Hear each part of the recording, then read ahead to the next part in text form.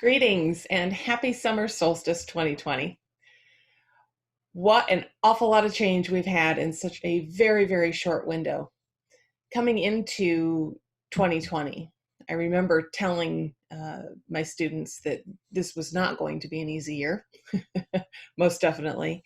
But I don't think anyone could have anticipated such massive amounts of change, literally from the equinox into the summer solstice.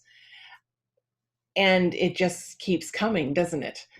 Between the global pandemic and economic unrest around the world and social unrest going on at a level that is we rarely see in the United States. This year is all about change. And we have to remember that change is a good thing, right? We have an opportunity now to decide where we as a collective truly want to function from. Now remember, the universe is doing its part to bring forward all the things that we refuse to look at, both individually and as a collective. And right now, we have this great opportunity to decide as a collective, do we choose to make our decisions and take our actions based in fear? Or do we choose to live heart-led lives?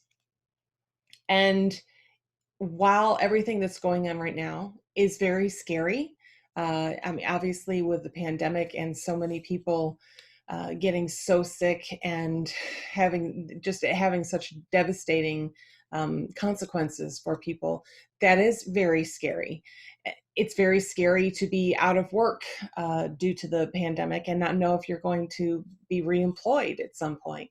It's very scary to watch as our food supply seems to be cut off and we don't know if food scarcity will be an issue.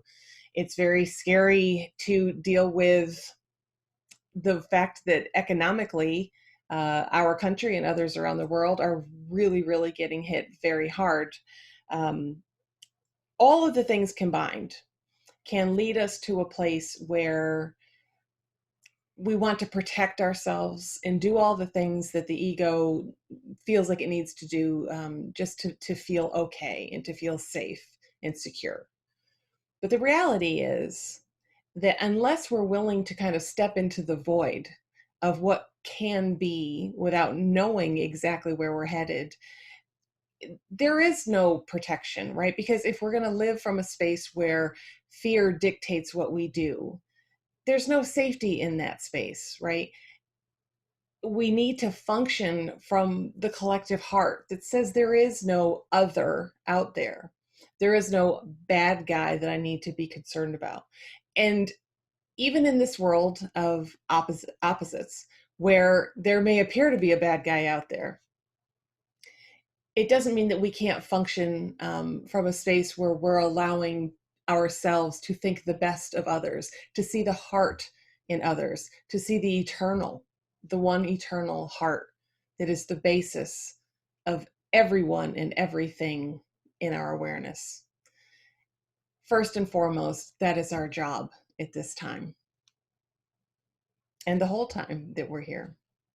So I would say for the solstice, just do your very best in the middle of all of this change, right? Support those around you. Be in support of people who have long suffered and are doing their very best to make themselves heard so that we have an opportunity to heal old wounds. It's so important. It is so important. It's easy to get attached and engaged in conversation where it just wants to hold the polarization in place. But now is the time, if there ever was, now is the time to take your own stories, push them to the side, and be willing to listen with an open mind and with a wide open heart. So I hope that things go smoothly for you between now and the autumnal equinox. Do your very best to just stay in your heart, love those that you're with, and count your blessings. Love you so much. Bye.